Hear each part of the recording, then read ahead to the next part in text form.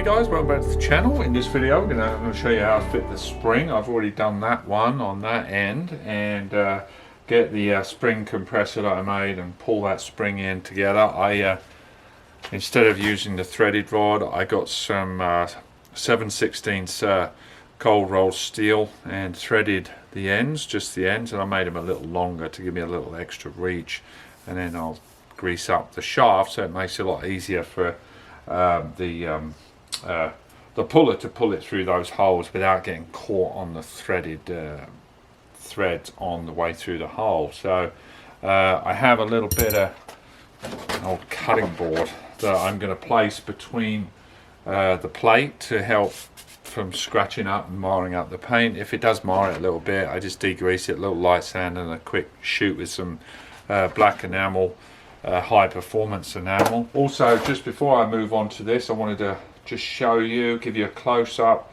Chatting with Duke today, and he made me aware of just something about these pin seals on the control arms that I had the wrong way round. So I will show you what I meant by that, but they're easily correctable just to roll them back over. So let me get you in close and I'll show you what I mean. So here's one side. I had this seal, see this seal kind of balloons out towards the outside. I had it the wrong way round, so it was more wrapped onto the shaft, but Duke was telling me I have to move those over, and it makes sense because then it butts against a flange right here like this, and it's easy done. I got a very blunt flat blade screwdriver and eased it over and rolled it round. So just check that, just want to make sure that everybody knew about that. So thanks a lot, Duke. And so let's get on and get this spring inside there. What I'm going to do, as you can see, it's over here. So here's the passenger side spring. We've got this pad that goes inside the tower and then locks onto the spring here and engages just like that. See there? So this is the top part of the spring and this is the bottom, and then this little part of the spring engages with the plate of the lower control arm. So what I'm going to do, I'm going to get it set up here and the frame protected with our piece of old cutting board, and I'll put a bit of grease because that compressor needs to kind of move around a little bit to compensate for when that control arm comes up. So let me get that set up, take a few minutes, and then I'll get back to you. So we're all set now. We've got the rods in, we've got a protective piece of cutting board here and some grease there, just so this, because this head's going to have to slide around a little bit to compensate for this movement of the control arm.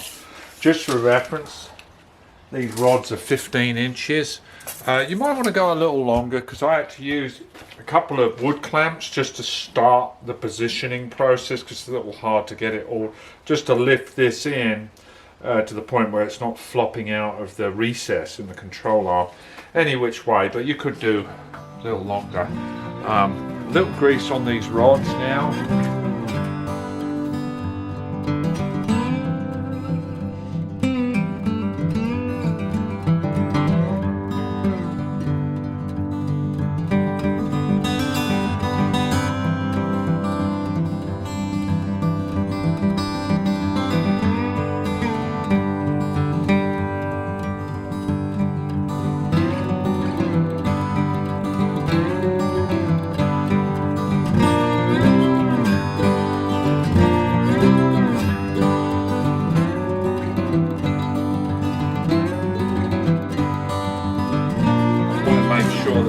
Dead straight, because these holes in the receiving pin are very tight, and if they're offset slightly the bolt has trouble going through. So I think that's nice and centered.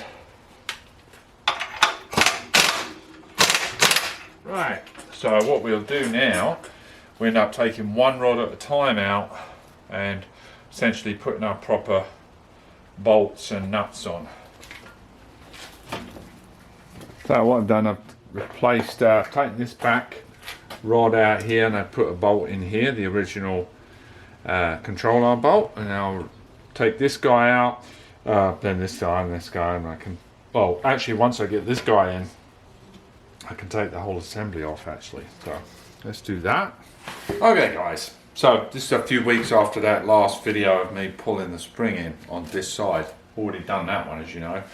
So when I pulled that up, the knuckle got stiff and I had to kind of step back and think, hang on a minute, that kind of goes against all logic, doesn't it? Because you would have thought this would have got a little looser, if anything, with this spring completely compressed, you would have thought. So after a little bit of going to bed with it in my head and realizing there's only so many things it can be, isn't it? So it's either this way, is something wrong this way, or this way. So what I did, I took it all off again, flipped the axle around, took the knuckle off, and sorry I didn't film it, I was kind of in my own head there and I just got a little bit into it. And so, but this is easy to explain.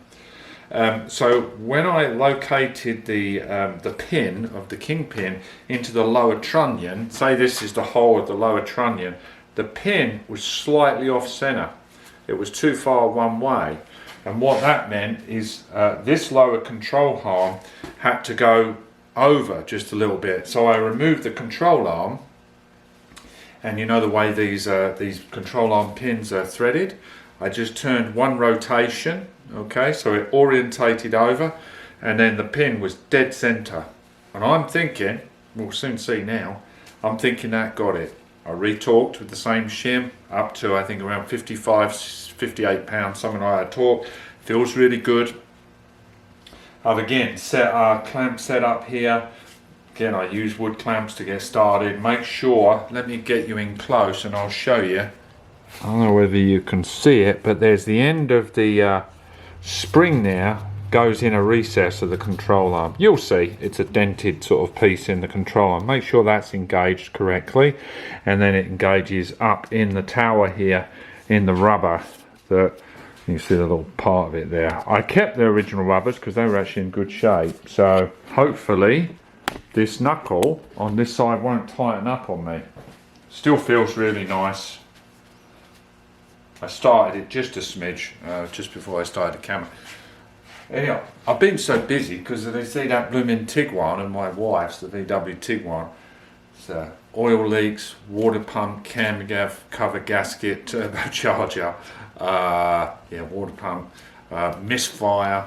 So I've been diving into that, and this has had to be put on hold. That's why I'm back in the garage again, and that's occupying all the canopy. So let's pull this into position and see how it works.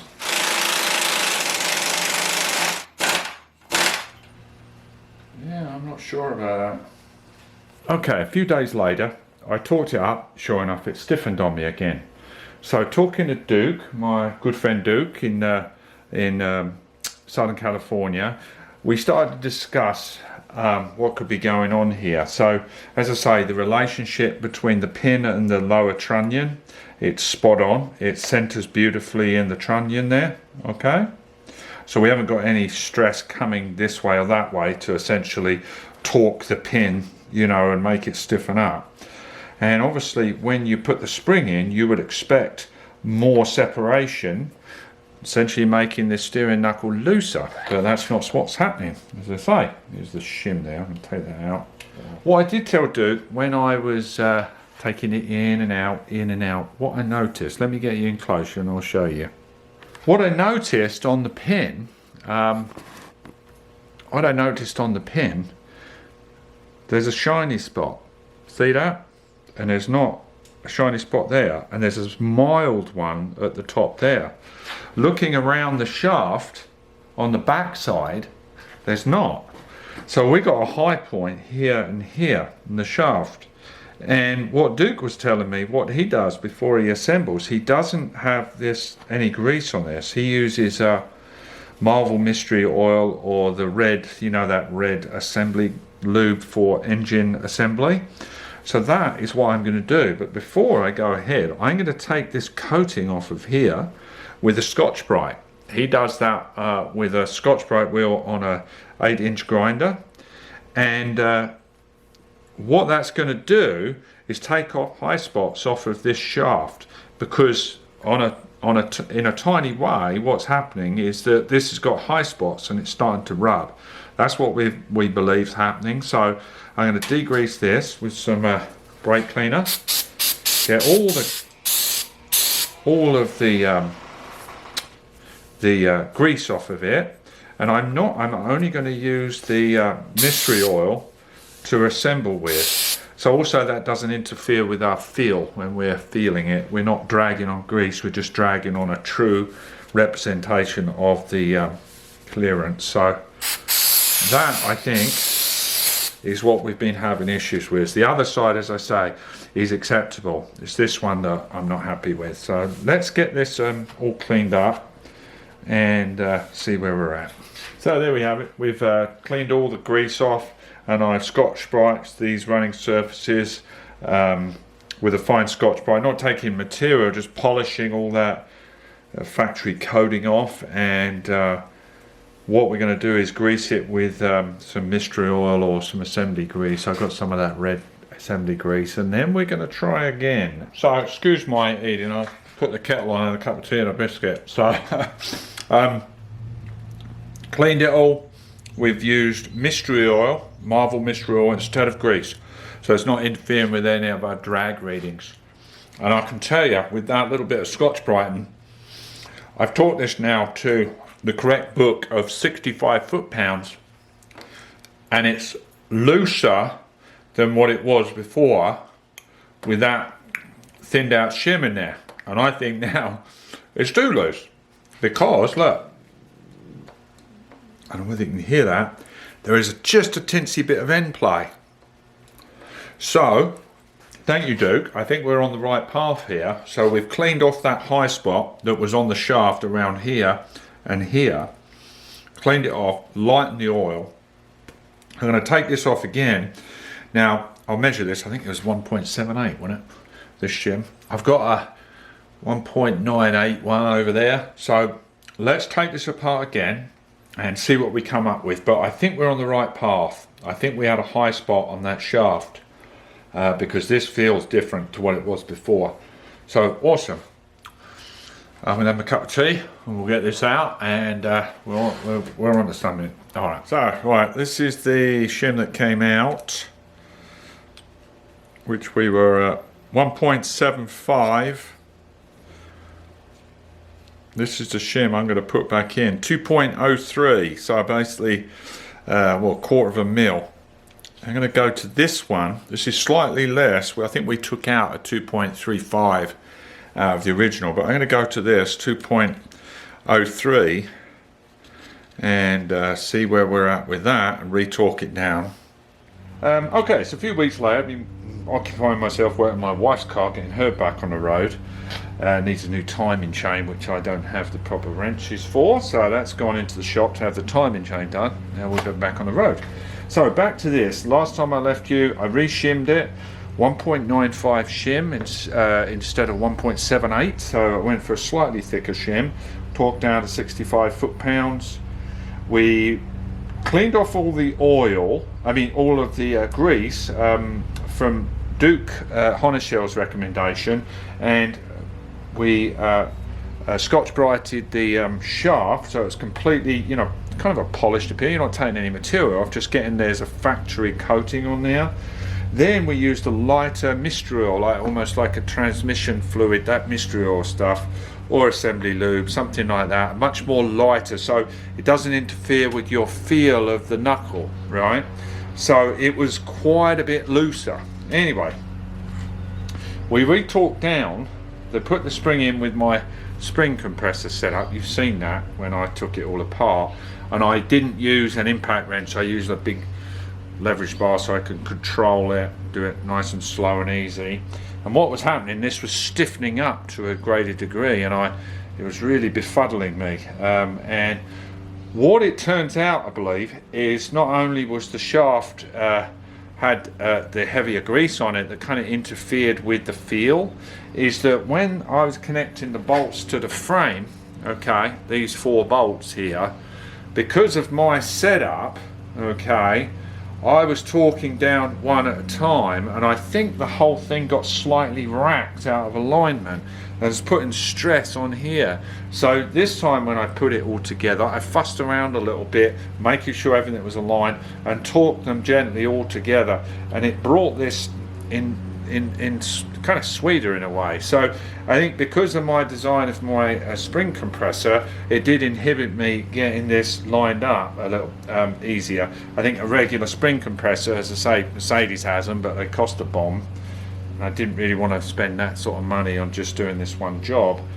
I know we've talked about it before, I know they have cheaper versions, but to be honest with you, I'm not that happy using those. So this worked, but it did throw me off a little bit. I do think it was because of my spring compressor setup. So basically there's just a slight bit of play in the control arm this end, and I think it was just slightly tweaked. So now it feels much like the other end. It's a little stiffer than before we put the spring in, but once this gets on the car and we shake it off a bit, do a little testing, fewer curves and everything, I'll come in, I'll recheck everything, take the wheels off, recheck, re-grease everything again, and we'll finalise and bend the tab over on this one. This is the one I'm concerned about. I'm not concerned about the other end. So this feels a million times better. I've torqued everything down, so good to go.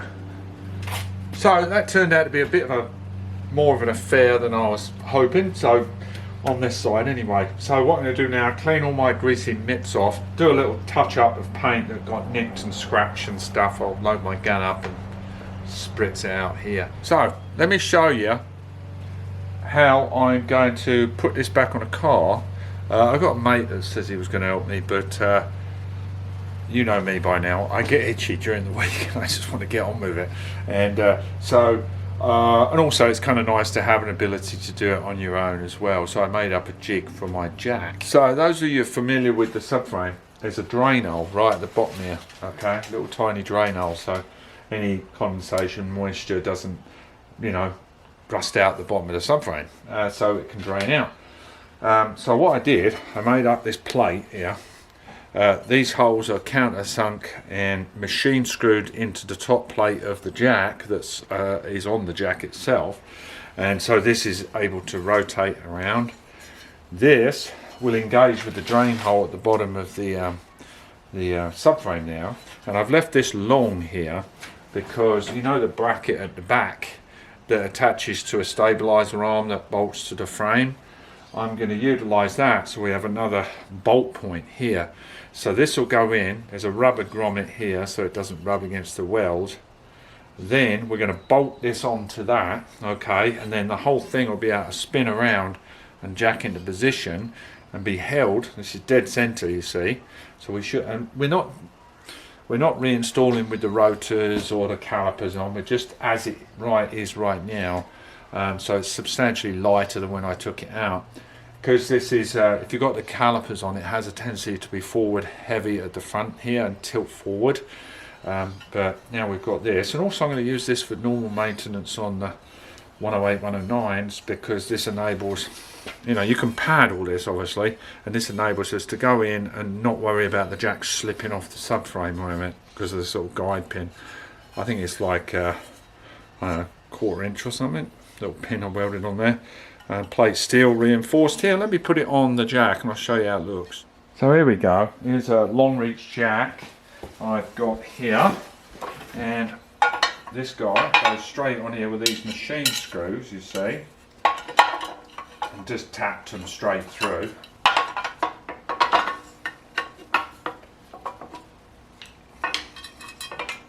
That all gets anchored down, and then I got an old bushing off of the stabilizer bar that I sliced down the centre, and that will go on there, and I'll probably put some extra padding on here, and this is where it'll bolt roll. So it's fully swivelable, so the whole subframe can angle, and then we'll hopefully be able to jack the whole thing in on our own. So I'm going to get this mount figured out, and that's for the next video. So, well, I hope you enjoyed the video today, or last few weeks. So we're slowly getting there, getting ready to put this back in, and as I say, the next video will be jacking it in, bolting it all off, and I'll probably rebuild the calipers, throw a new kit in there, put some new pads on, do a little bit more painting on the brake shield so it tidies it up, and then it's just reassembly. Whether I'll film all that, I doubt it, but we want to just get it all back and do a test drive, and then obviously we can attend to the busted fenders. So thanks all for watching, guys. See you in the next one, and take care of yourselves. Please hit like, share, subscribe, and have a good one. Bye bye.